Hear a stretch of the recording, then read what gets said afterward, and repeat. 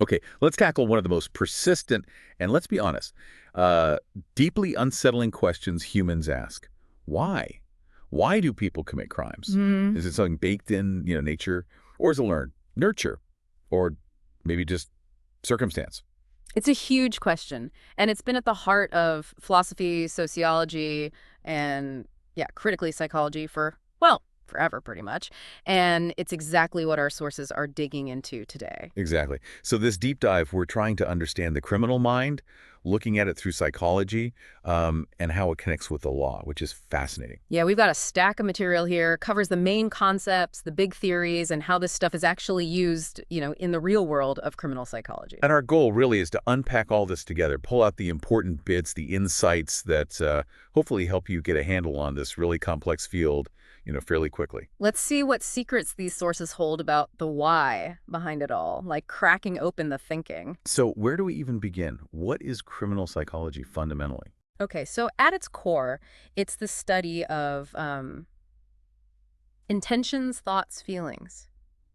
Basically, the behavior of people who plan and carry out crimes. Right. It's not just about identifying who did it, but getting inside their head, understanding the motivations, the forces at play. Yeah, and what's interesting, the sources really highlight this dual role it has. Yeah. It gives us insight into the individual, the psychology part, Hmm. but it also plays this massive role in the legal system itself. That's absolutely right. It touches everything, really. How the justice system thinks about mental health, even how police investigate crimes. How so?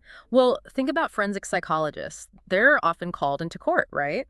Their job is to evaluate someone's mental state using clinical methods and help the lawyers and judges understand that context. That can be crucial for, fair judgments. And it's not just the courtroom, is it? It's out in the field too. Profilers. Exactly. Criminal profilers, often forensic psychologists or maybe criminal anthropologists, they use crime scene details, investigative psychology, behavioral science To do what? build a picture.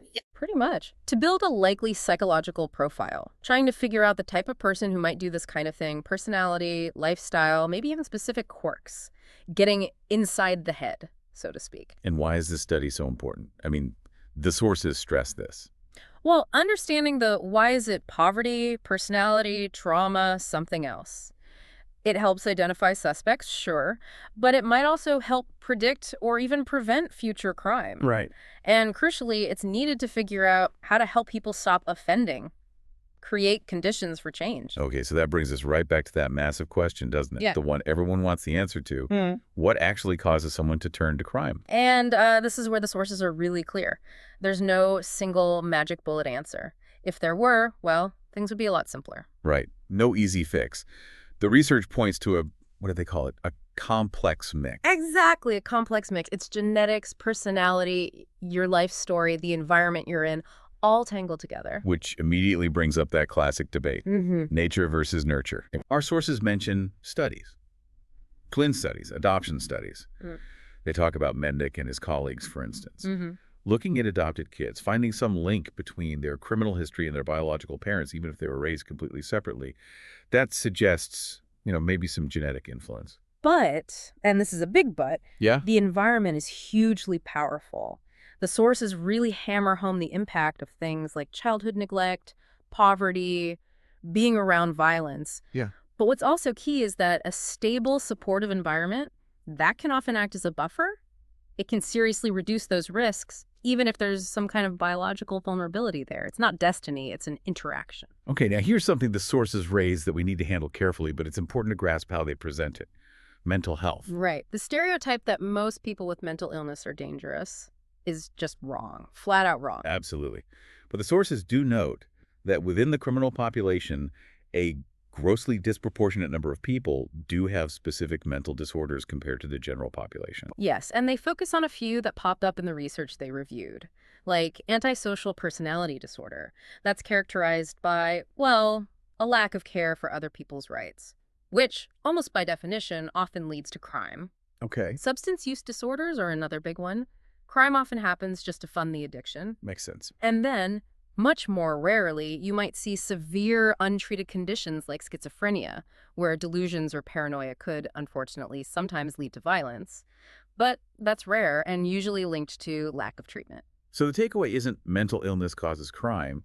It's more that certain specific conditions are overrepresented among offenders, and understanding that connection is vital for the legal side and for treatment. Precisely. And connected to that is trauma. The sources really emphasize negative childhood experiences, ACEs, neglect, abuse. Yeah, the ACE study. Right. That study and others show a really strong link between how many and how severe those bad experiences were in childhood and later problems. Trouble managing emotions, poor judgment, and yeah, a higher chance of antisocial behavior. It sounds like it's never just one thing, one switch flipped. It's more like a whole bunch of difficult paths converging. It's a good way to put it. And to help understand how these paths might lead to crime, psychologists have developed different theories. Our sources dive into several key schools of thought here, each offering a slightly different angle. Ah, the different lenses. Yeah. Okay. And these theories, they actually influence things like police work, court stuff, prison reform. Absolutely. They inform police techniques, how courts approach things, rehabilitation programs, interventions. They have real-world impact. So where do we start? Psychodynamic. Yeah, let's start there. This approach, roots back to Freud. It looks at the unconscious mind, those deep desires, conflicts, often starting way back in childhood. So the idea is criminal acts might be driven by stuff the person isn't even consciously aware of, like unresolved anger or conflicts from when they were a kid. That's the basic idea, and related to this is attachment theory from Bowlby. Our sources discuss how crucial those first relationships with caregivers are. Right, the parent-child bond. Exactly. If that care is inconsistent, neglectful, maybe abusive, it can lead to insecure attachment styles. And that can show up later as problems with empathy, trust, controlling impulses, the sources say, are often seen in people who offend. And object relations theory. Sounds related. It is. It looks at the internal pictures we build of other people based on early experiences. If those internal portraits are really negative or hostile, it might make someone more likely to act out antisocially. The sources bring up Gary Ridgway here, the Green River Killer. That's an extreme example, obviously. A very extreme example, yes. But some psychological analyses discussed in the materials look at his incredibly troubled relationship with his mother, his conflicted feelings about women. It's used as a chilling illustration of how these deep-seated psychodynamic issues might play out, even in horrific ways. Okay, let's switch lenses. What about behavioral and social learning theories? This sounds more like crime is learned. Exactly. This perspective shifts the focus from just internal, unconscious drives to how behavior is acquired. Operant conditioning, Skinner's idea, is key here. How does that apply? The sources explain it pretty simply. Behavior is shaped by consequences. If doing something criminal gets you a reward, money, status, even just a thrill that reinforces the behavior, makes it more likely you'll do it again. So the payoff teaches you to keep doing it. Pretty much. And then Bandura's social learning theory adds that we also learn by watching and copying others, especially if we see them getting rewarded or getting away with it. Ah, the monkey-do effect. Right. The sources use the example of a kid in a tough neighborhood seeing older kids getting by, maybe getting respect, through petty crime. They learn that's a viable path. Makes sense. And differential association theory, Sutherland's idea, fits right in. It says criminal behavior is learned interacting with people close to you, your intimate groups. If you hear a lot of talk that's favorable to law violation from your friends or family. Like, it's okay to steal from big stores, or the cops are idiots. Exactly. If you get an excess of those messages compared to anti-crime messages, crime starts to look more normal, more acceptable. And these learning theories have practical uses. Oh, absolutely. The sources point to cognitive behavioral therapy, CBT. It's used a lot with offenders. It often uses social learning ideas to help people see how they learned these behaviors and how to change the patterns and triggers. Okay, different lens again. Cognitive theories. This is about thinking. Yep, how criminals think. Their reasoning, their beliefs, how they process information. So, like moral development. Kohlberg stages. That's part of it. The idea is some offenders might be operating at, say, lower levels of moral reasoning. Decisions are more about self-interest, what's in it for me, can I get away with it, rather than wider societal rules or ethics. And cognitive distortions, that sounds important. Hugely important and heavily featured in the sources. These are basically faulty or warped ways of thinking that people use to justify or downplay what they did. Like what? Things like minimization, it wasn't that bad. Denial of responsibility, I had no choice, or they made me do it. Entitlement, I deserved it. Like the example they used of a thief thinking, oh, the victim's rich, they won't even miss it. Exactly. That's a distortion to make the stealing feel okay to them. Information processing models also fit here, suggesting some individuals might struggle to accurately read social cues or interpret situations, leading to inappropriate or aggressive responses. And again, the practical side is CDT. Yes, CBT directly targets these distorted thoughts, challenges them, helps people develop more realistic and pro-social ways of thinking about their actions and the consequences. Okay, one more major lens, personality and trait-based theories. Is there a criminal personality? Well, that's the question these theories tackle. Is there something inherent about the type of person someone is? Eysink's theory, for example, suggested offenders tend to score higher on traits like psychoticism. Which is like aggression, hostility. Yeah, and also neuroticism, emotional instability, and extroversion, particularly the impulsive, sensation-seeking side of it. What about the big five personality traits? The sources mention those too. Generally, research finds links between criminal behavior and low conscientiousness being less responsible, less organized, and low agreeableness being more irritable, less cooperative. And then there's the dark triad. That sounds ominous. It is a cluster of pretty negative traits: narcissism, Machiavellianism, and psychopathy. So extreme self-focus, manipulation, and Yeah. lack of empathy. Exactly. And the sources really link these, especially psychopathy, to more serious, persistent, and sometimes violent offending. They use Richard Ramirez, the Night Stalker, as an example again. Yes, his documented traits, the profound lack of empathy, the impulsivity, the grandiose self-image, are discussed as a stark illustration of how high levels of psychopathy can manifest in truly horrific criminal behavior. But it's important, right? The sources say having certain traits doesn't make you a criminal. Absolutely crucial point. It's not destiny, but these trait clusters do seem to appear more often in offender populations, and they might make someone more vulnerable or predisposed, especially when combined with other risk factors like trauma or a difficult environment. Which brings us back to the environment. It Yeah. seems like all these theories acknowledge its power. They have to. The sources constantly loop back to those external factors. Things like intergenerational crime kids whose parents were incarcerated, facing higher risks themselves. It's complicated, maybe some genetic link, but definitely the disadvantage and instability that comes with having a parent in the system. In family dynamics, parenting. Critical. Neglect, abuse, inconsistent discipline. We talked about attachment.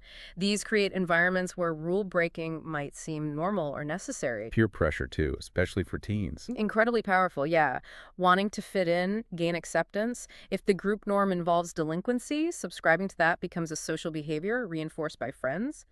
Ties back to differential association. And the big picture stuff, Yeah. socioeconomic factors. Can't ignore them. Poverty, unemployment, poor education. They don't automatically cause crime, but they create immense stress, desperation, lack of opportunity.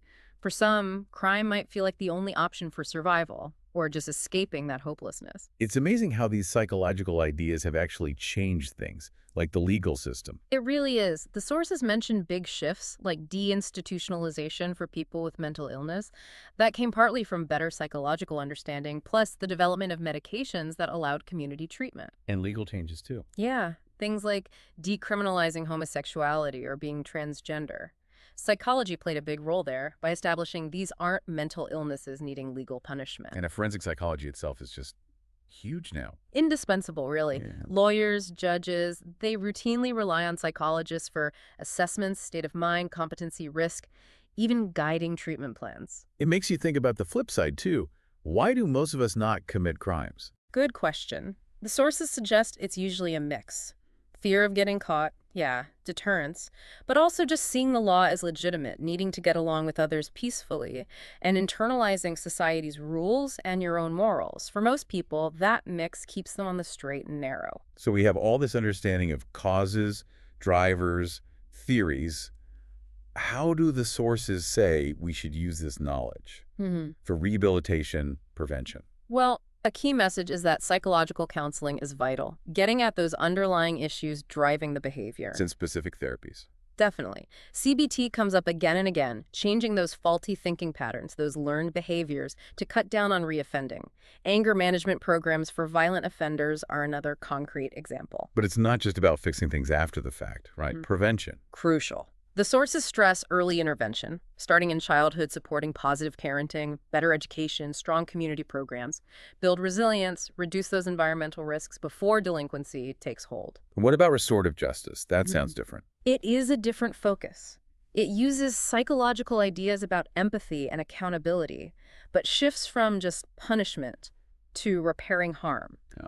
often through things like victim-offender mediation, helping the offender really understand the impact of their actions, take responsibility, and hopefully reintegrate better into the community, while also giving the victim a voice. So pulling it all together, the big message seems to be complexity. Absolutely. The clearest thing from these sources is that you can't understand crime by looking at just one thing.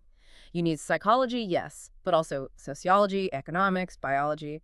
It's a massive puzzle. Psychology provides a really critical piece, maybe a central piece, but still just one piece. So the main takeaway from this deep dive is, well, it's complicated. Understanding why people commit crimes means looking at biology, psychology, environment, life story, all interacting. Exactly. And having that nuanced, multi-layered view is essential. It's how we develop smarter strategies, not just reacting to crime, but preventing it, helping people at risk earlier, and actually rehabilitating offenders effectively. And looking ahead, the field keeps changing, doesn't it? Bringing in neuroscience, more genetics, thinking about systemic issues like racism, inequality. Right. And as that picture gets even more complex, how does that challenge our old ideas about, say, accountability?